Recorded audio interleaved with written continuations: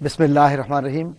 Dear brothers and sisters, Assalamu alaikum wa rahmatullahi wa barakatuh. Welcome in our program Islam and Community Counseling, and today we are discussing about a very important aspect of life. Obviously, we have selected most important topic for today, respect for all. What is meant by respect in social sciences and what is respect in religion? Today, there would be a beautiful conversation about the topic respect for all. Quranic ethics or Quranic sociology is a science for the contemporary social sciences. Naturally, the scholars throughout the world, they are making serious researches how people behave with each other and what is the basis of relationship among spiritual people and other groups. There are so many norms, there are so many important aspects of relationship which cannot be ignored. One should realize that respect is a main phenomenon which creates entire community and presents an identification of community. So community-based operational norms would be specified by other communities, and these norms would create bridge among nations. In this regard, we have invited our two important guests for today's discussion. Let me introduce my first guest for the program is Professor Dr. Muhammad Ahmed Qadri. He is Dean Faculty of Management Sciences and Administrative Sciences at the University of Karachi. Dear Professor Dr. Qadri, Assalamu alaikum. Welcome in our program Islam and Community Counseling. Wa alaikum assalam. Our second guest for the program is another important personality. He is noted for his researches in applied sciences. He is director of Dr. A.Q. Khan Institute of Biotechnology and Genetic Engineering, commonly known as KIBG, and he is a well-known scholar throughout the world. I mean, Professor Dr. Abid Azhar. Assalamu alaikum, Professor Dr. Abid Azhar. Wa alaikum assalam. And we welcome you in our program, Islam and Community Counseling. Dear brothers and sisters, I believe that respect is foundation for the relationship, for everything. Anybody who works for the institution, obviously he would need respectful culture for proper relationship. Anybody who goes even for the basic education, for schooling, he needs proper respect from teacher, and in response, teacher needs proper respect for them. And it is reciprocal. Whosoever may be, either he is small kid or the senior citizen of the country, all of them, they would need respect. That's why Quran has identified cultural norms and respectful relationship and respectful life. That's why we say that Quran is a complete code of life or conduct of life. That's why we want to see a respectful community based on different norms. And what are these norms and what is concept of respect in religion? We would be discussing, but let's see how a social scientist sees the term of respect. Dr. Abu Zar Wajdi, being a social scientist and you are a senior professor, meritorious professor, and obviously you've been teaching political science, you've been teaching human resource management and other important subjects of social sciences. How do you see, if just for example, if there is no respect in the community, what would be the nature of the community? First, I would appreciate to ARY Qtv for selecting a very important and burning topic, respect for all. Yes, respect itself, it seems to be a very small word. And oftenly I say that there are many terminologies which seems to be very small, but when you go for meaning, so this is very hard to define it also. So respect, one cannot escape only by saying that respect means to regard someone. There are many aspects of the respect. We can define it in various ways. Means respect, we can say that this is to honor others, this is honoring, this is valuing, this is to value others, this is encouraging, this is motivating, and this is exhilarating for others.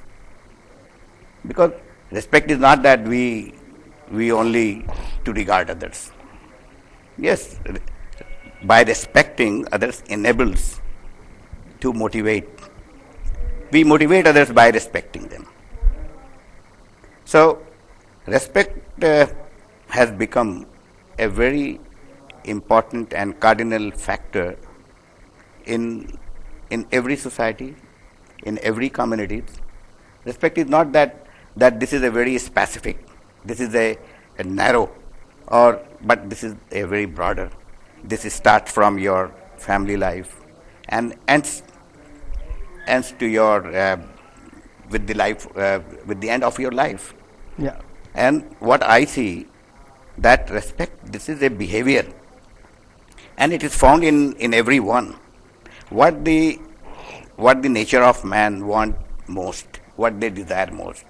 They desire most that one to respect others, and he expect that he to be respected by others. Exactly, and respect would create a beautiful society, and based on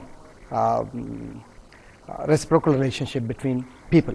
So, Professor Dr. Abid Azhar, obviously you're a scientist and you have seen so many countries in your life. How do you see the term of respect being a scientist or being a part of community? Well, first of all, I think I'm out of place in this community of two eminent social scientists. You're more than welcome. More than welcome. However, being a member of the community, as a student of society, I have certain concepts about the social values that we have in the society. And when we say society, we start from an individual, yeah, which is the unit of the society. Then there is a slightly larger unit, which is the family. Then we talk of a particular community. Then there is an intercommunal relationship. Then there is international relationships and relationship between different religions and different believers and non-believers, and a community as a large, yeah, when we talk of humanity. Yeah. Yeah. So the respect we are talking about is probably not only what we see per se as the term of respect, but we talk of the respect for humanity, respect for individuals, respect for human rights, respect for everybody's right to believe whatever he or she wants to believe in. Yeah, very true. We have to have a tolerant society in which you respect the beliefs of everybody, every individual, and every person, every community, every religion, every sub-religion or sect, whatever it is. So nobody has a right to impose a particular kind of philosophy, a particular kind of thought on others. I may or may not practice a particular aspect of a religion, or you may not respect that, or you may not follow that particular kind of religion that I like to follow, or I don't like to follow. But we do respect each other. Yeah, you've been that the main aspect of relationship between human being is respect. And the realization of your right to respect others, and you respect my rights as well. Exactly. So, as Dr. Abid Azhar mentioned about right, how about the duties? Is it mandatory to respect others, or just it is a sort of volunteership? Either you respect or not, but everything is okay. So, what is most important? Should we consider it as mandatory? You see, there are many things which depends on your morality, on your ethics. Yes, what you think right, you do that, and what you think wrong, you avoid it. So respect is the right thing, and we all do the respect from ethical requirement. So, means as you are saying that this is a mandatory, of course this is a mandatory, and in the traditionally this was very much mandatory, but now the level of the respect, this is now going down, maybe due to so many reasons, due to materialistic life. You think materialistic life has destroyed our social setup, our spiritual setup, our human relationship, or it has broken even our family relationship? Of course. Say one has made $1 million, so now he doesn't want to have relationship with the poor relatives, and this would create again sort of problems in this community, in the society. He would be having his own class, his own category. He would be moving among them rather than having his relationship to his real or genuine blood relationship. So it has created some problems. You think so?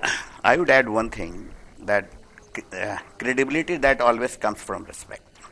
Exactly. If you want to maintain your credibility, it means that you to respect others, and you also think that you to be respected because you want to maintain your credibility. Credibility is not only for the older people,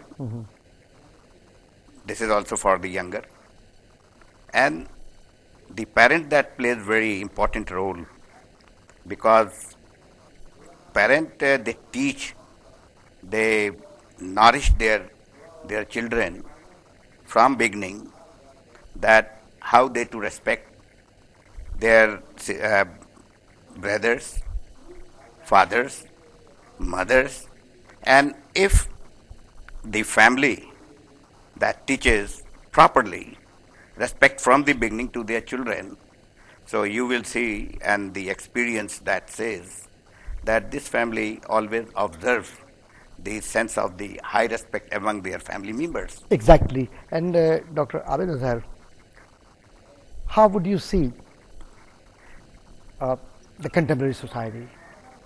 Obviously, now we are becoming seniors and our juniors are emerging. So you think that our seniors have transformed respectful norms or respectful messages to our emerging generation, or what to be done, or what is missing from our society? How do you see today's society? Before I come to your question, I think Professor Vajdi has brought up a very important point of morality and ethics in the society, and what is right and what is wrong. And one of the aspect of right, whatever he wanted to say, is the respect. Now, this right and wrong, concept of right and wrong, is a very subjective thing. What is right in one society or within a society may be not right for the others. Exactly. And what is right and what is wrong? We would be continuing with our same question and conversation, but have to go for a short break. Dear brothers and sisters, we are going for a short break, but I would request you to kindly stay with us. We are coming back soon.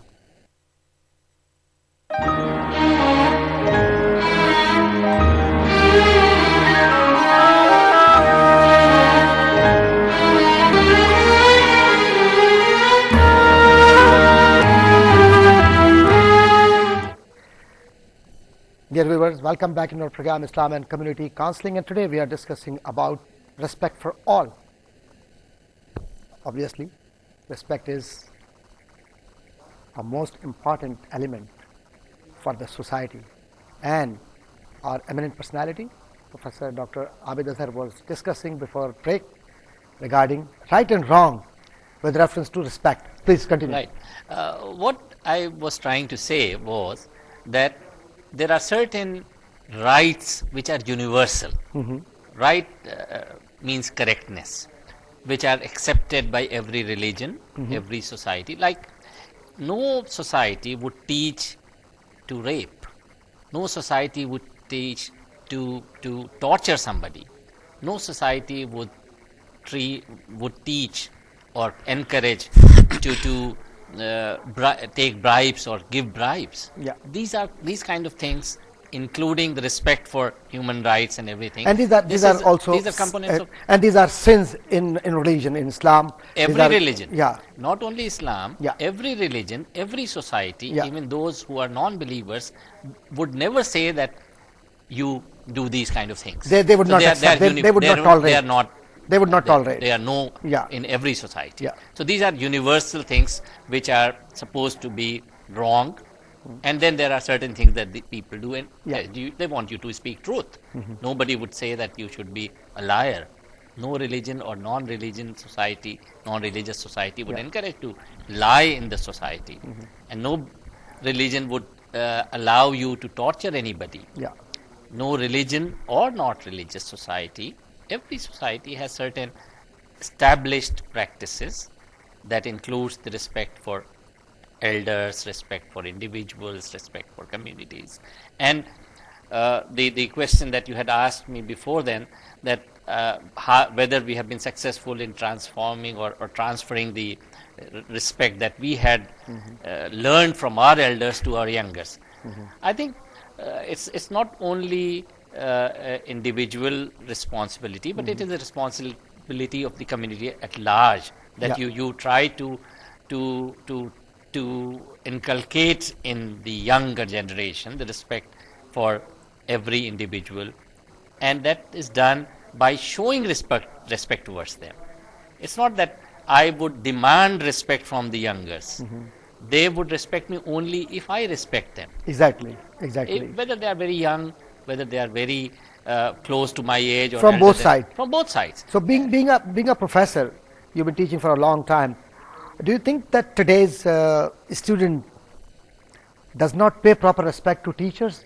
You think so? I So would not say this that. is I would not say that. You see, when we talk of respect, there has to be a line drawn, maybe a very fine line, between the respect and asking the question. Yeah.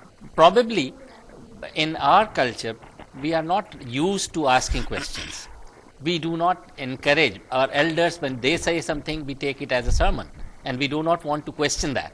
But nowadays, the younger generation is more informed, probably, what I was age, because of modern techniques. because of the technology. Modern that they have. techniques are most important. You think, Dr. Wajdi, that today's modern inventions have destroyed our social setup, our social relationship? Because you're men, because you did your research regarding human relationship, and HR is your major subject you're teaching. You think today's inventions had destroyed morality or relationship? I don't think that the modern technologies or invention or science, this has destroyed the sense of respect. This depends on your culture. This depends on your mindset. You, this time, even the children, the teenagers, they all have free access to internet and others. But that does not mean that they should not use and they should not sit on the TV program and others. But it depends that how you grow in your family, how you grow in your society. If you are committed towards not doing any bad thing, you will not do that. So what you like to ask, that if this kind of technologies and this kind of the electronic media, this has destroyed the younger. So I don't think so. Exactly. No? Right now we have. May I add something to right that? now Yes. we have a call. Inshallah, we'll be continuing. Assalamu alaikum. Wa alaikum assalam. Yes, welcome in our program. Please Wa continue. alaikum assalam. Say your name, please. Who is this? My name is Faraz Ahmed, and I have a question. Okay. Because your program structure is based on community and culture, Yeah. and education is a part of our Pakistani culture. Okay. So I would like to ask a question to Dr. Waiji. How can we improve Pakistani education system with reference to Islam? Okay. A beautiful question. We appreciate your question. Please, Dr. Wajdi. We can improve by inculcating the Islamic principles. Let our students to know the Islamic principles of the life, because you see what is happening in our education system, that most of our teachers, of course we are also responsible that we don't inculcate our students, we don't pay much attention towards the ethical approach to our students.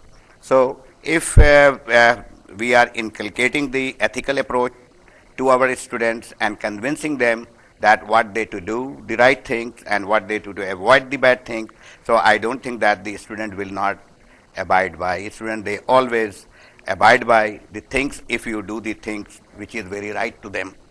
Dr. Abid, the same question is put before you.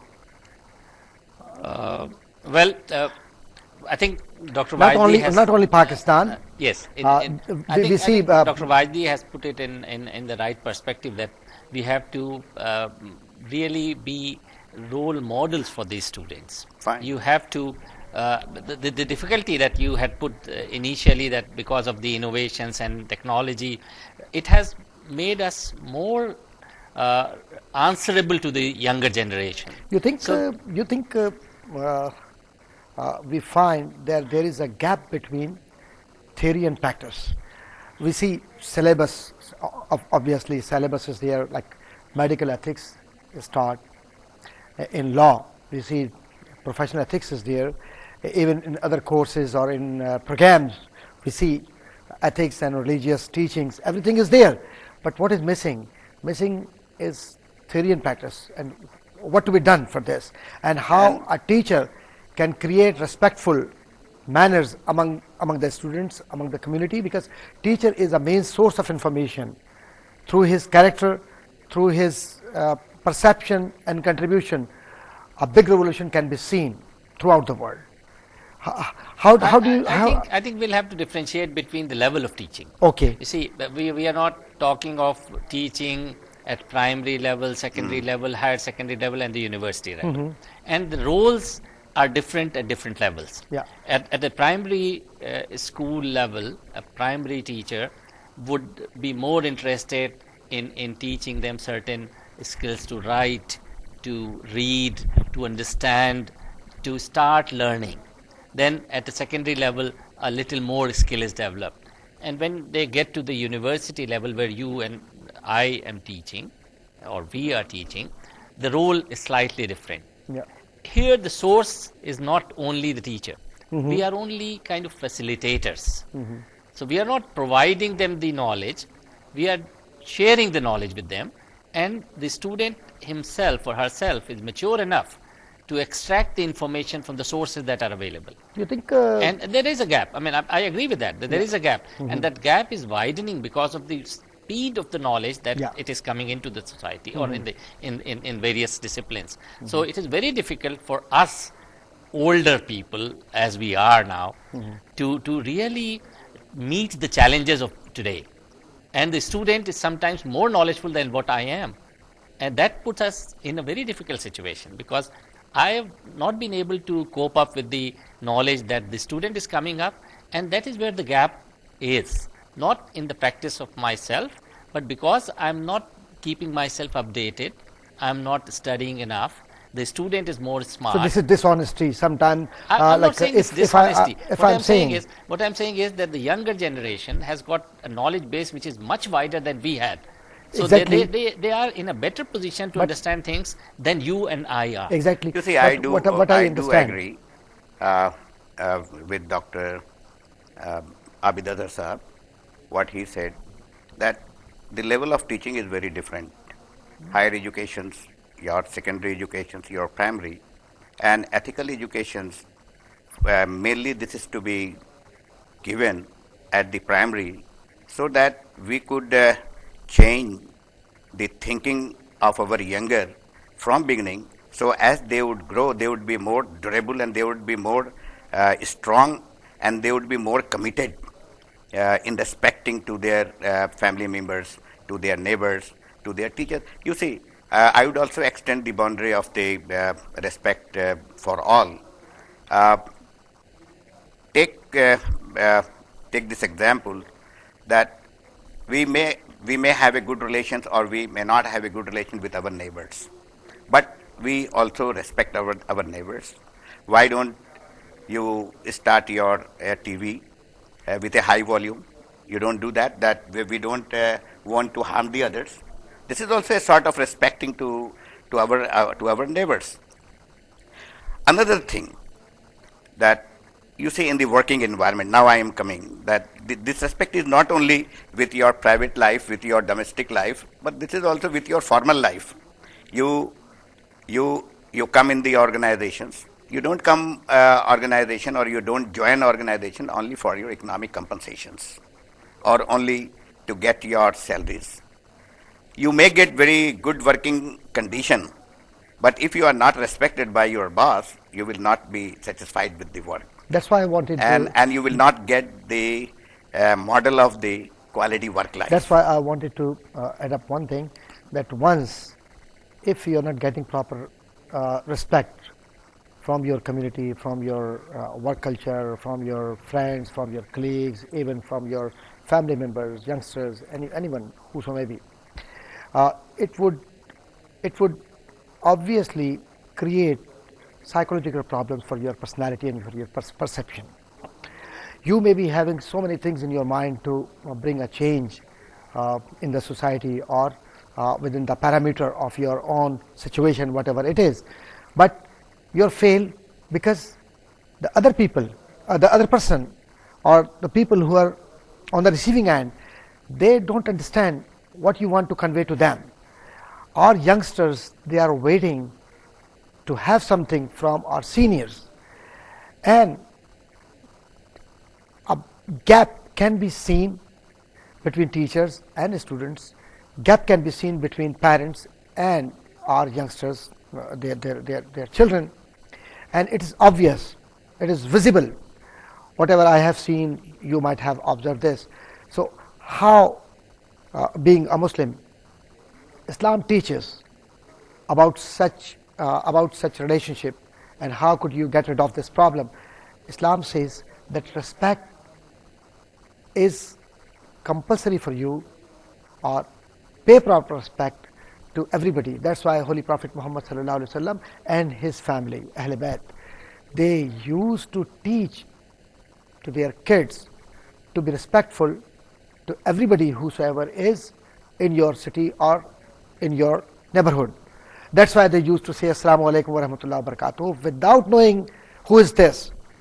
The same is with the Islamic culture, and same is happening in non-Muslim countries and non-Muslim cultures. They always say hi, hello, because they conceive or they take it a part of their lives that if I smile and say hi, how are you?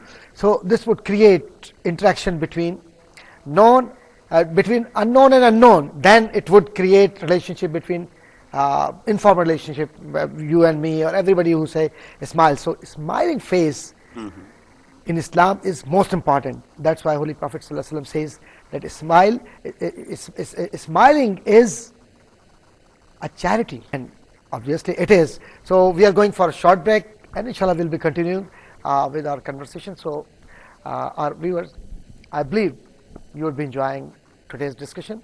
Please stay with us. We are coming back soon.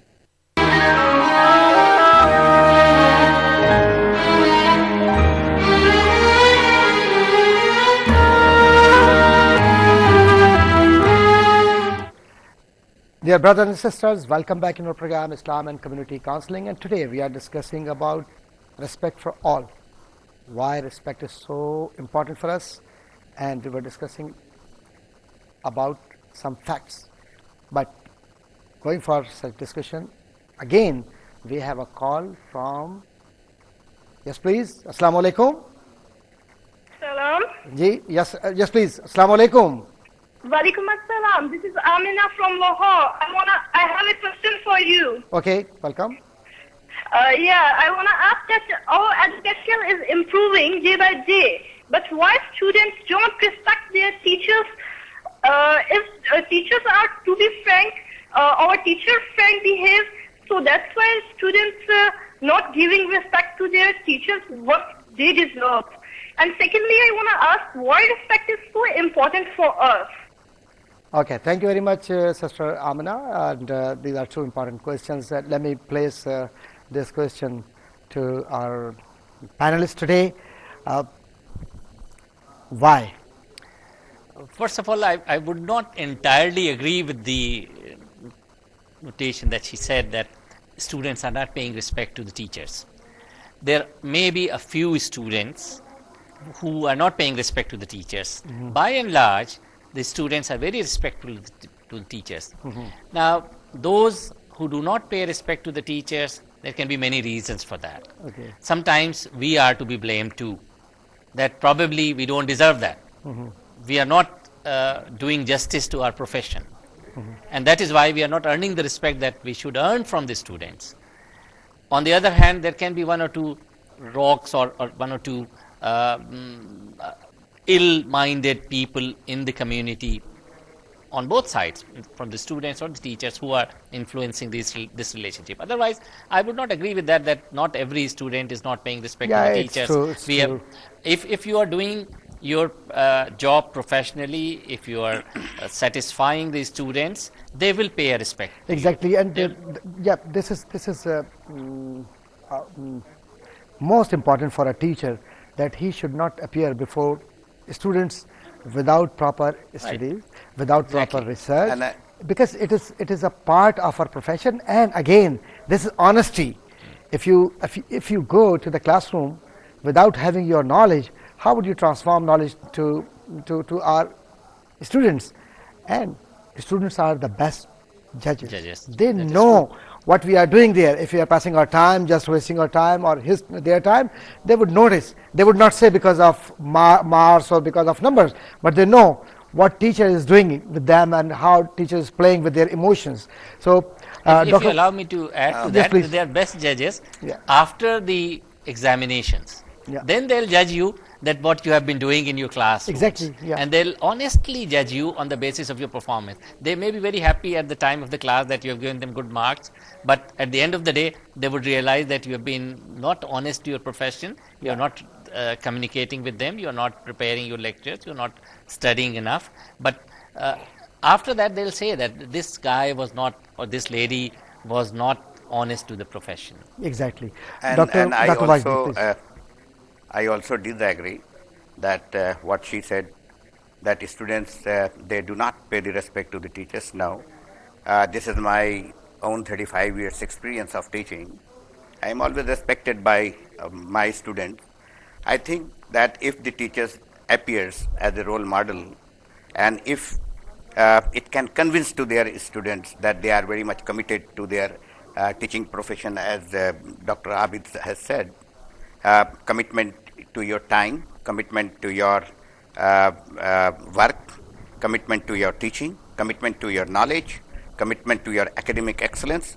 And if you can convince, and if you appears as an act of impressive to your students, so there is no reason that students do not respect. You see, whenever I have my class if at 8:30 and I reach at 8:30 morning, I find that 90% students, they come, but if I am late by 15 minutes, the student will late 30 minutes. So it depends on the behavior and attitudes of the teachers too. Okay, now coming up from the scenario of teaching to general relationship, Dr. Abid sir, how do you see your family members? Your son is there and he asks about money, and he is going for just this is this is situation, not really. I believe you would not mind it. And he would say, okay, Father, I need 1,000 rupees or a few dollars to watch movie. And without asking what kind of movie is that, would you pay him? Would you give him money, or just you would allow him, or what kind of son would you like to see? Well, in the hypothetical situation, I would love to see my son being mature enough to decide on his own at a particular age that what is right and what is wrong in the community that he lives in. Yeah. And I should not be required to ask him that what kind of movie are you going to watch? What are you going to do with this 1,000 rupees of the dollars that I'm paying you? Yeah. But he should be mature enough through the learning process that he has gone through Yeah. to mature enough to decide between the two things that we are talking about. Okay, we would continue, but right now we have a call. Assalamu alaikum. Hello, Assalamu alaikum, Dr. Qadri. Yes, wa alaikum assalam. Dr. Qadri, this is Sunabar from Karachi. Yes, please. Welcome. Dr. Qadri, it is a great pleasure listening to you and watching you on TV. Okay, thank you very much. Your show, no doubt, is a blessing for everyone. I have been a regular viewer of your show. Thank Not you. only this one, but also Islam in the Contemporary World. Thank you very much. That is an excellent show. Thank you very much. Thank you very much. Thank you very much. I request you to please give us some information about respectful relationship between a Muslim and followers of other religions. So what do you need in that? Please share some information with us. Okay, so what kind of information do you need, like some sort of philosophical information, or just only you want to place the question before our panelists, because we have some question from you. What kind of question do you have in your mind? I want you to discuss it with your respectful guests, Okay. so that I can give I can take some information from all of Okay, you. welcome. Thank you very much for your Thank call, you very much. and hopefully you would be attached with us. Thank you. Dr. Abid Azhar and Dr. Wajdi, both of you, because you are the people who've been teaching for a long time, and you have association with the youngsters and the society, and you've been roaming around in the world for education and research. You have listened to the question or comments. I'm What do you say? very happy to see this girl asking this question, Yeah, because we are living in a society which is predominantly a Muslim society. yeah, But she's concerned about our relationship with other people belonging to other religions. Yeah. And we did discuss in the very beginning that the respect that we think we earn or we want to earn from others would be based on the respect that you give to others. yeah, So every religion that you have in your surroundings, or even if you allow me to say that even if you have certain sects or sub-religions within the society, they must pay respect to the other religion, Yeah, other very sects, true, very true. and there should be a culture of tolerance between the two, or between many Yeah. believers Very true, of various very true. religions. Yeah. Or so everybody has his own relationship with Allah Ta'ala, and he or she is allowed to practice the way he or she wants to do it. yeah, It is between him and the God Yeah. Almighty Himself. yeah. It is not your duty to enforce a particular brand of religion on others. Yeah, you mean like say I am Muslim, Alhamdulillah. So I should not consider anybody else that he is inferior to me, because I should Definitely not. I should be a role model for others by my character, by my behavior, so that the other person would recognize that, oh, this guy or this man is from Muslim community and he is a role model. So being a role model, what is the role of respect for such You see, society? what I see, that human element is very important in respect. It plays very important role. And human element, this is in every religion. In every religion there are human beings. And what she has asked, my very simple answer, that there is no discrimination in respect. Yeah. In terms of religion, in terms of your caste, in terms of your creed. We should not discriminate. We should not act as a discriminatory act. particularly for in terms of respecting to others. So everyone are equal as a human being, whether he is Muslim or one is Muslim or one is non-Muslim, Christians, whatever their religion is, we should respect to everyone. The level of respecting is to be treated equally. Secondly, what I see that earlier she has raised the question that why the respect is so important. I think that from respect you get your identity, you get your self-esteem, you get your value, you get your recognition, you maintain your human dignity. So if you want to maintain all these things, so I think that the respect, this plays a very significant role. Because if you get your identity, you are respected by others. So if you get your recognitions, why you want to get at the workplace, why you want to get your recognitions in the societies, in your families, because you want to get the respect.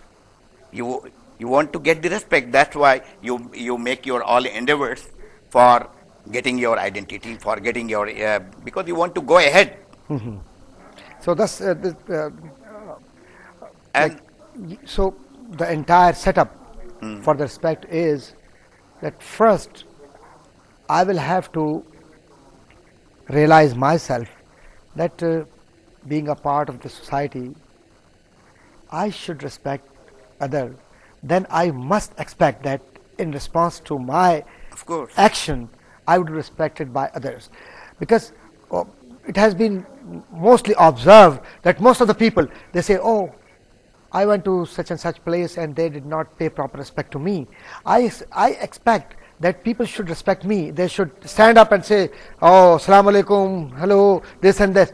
But while there is a question to pay respect to others, I would consider myself, oh, I have this grade, I am this kind of officer, I have these resources in the society. So the resourceful person maybe having so many things in his life, but once if he is missing respect from his life, he is missing everything. This is my belief, and I'm committed to say that respect is most important phenomena. That's why Holy Prophet Muhammad sallallahu alaihi wasallam taught to human being, be respectful, not to only Muslims, also with non-Muslims. And if you see the Charter of Medina, this is one of the sacred documents, and which enunciates all kind of the respects to Muslims, non-Muslims. Exactly. Sulh Hudbiyah, this all are the examples. It was our wish to continue our discussion because it's most important, but have to say some words following convention that I really appreciate on behalf of QTV for today's program that you spared your time, both of you, Professor Dr. Wajdi and Professor Dr. Abid Azhar, that you have spared your time here and you really contributed very important points for our viewers. Thank you very much, and our brothers and sisters, obviously, I'm thankful to you because you are the people who would promote this message in the world. Why respect is so important? Quran says that respect is for the humanity. Allah subhanahu wa ta'ala has created the entire universe. What for? For respect. For a proper important element. And what is that? That is human relationship. This human relationship cannot be ignored. We are here to pay respect to our teachers, parents, and everybody. But most important respect is for Quran, for the Holy Prophet Muhammad sallallahu alaihi wasallam, and for Allah subhanahu wa ta'ala. Because Allah subhanahu wa ta'ala has created us and sent us down to create community based on respect. If respect is there, obviously our religion of Islam would be loved by others because respect creates character, and character building is most important not only in Islamic teachings, also in other teachings or revealing books. Let's try to see how can we do or contribute in the world. For this, we have to make a very strong promise with ourselves that we would be respectful to everybody. Then in response, we would expect that people would recognize us even after our departure from this world. May Allah bless all of you. Thank you very much again. Assalamu alaikum wa rahmatullahi wa barakatuh. Allah Hafiz and good night.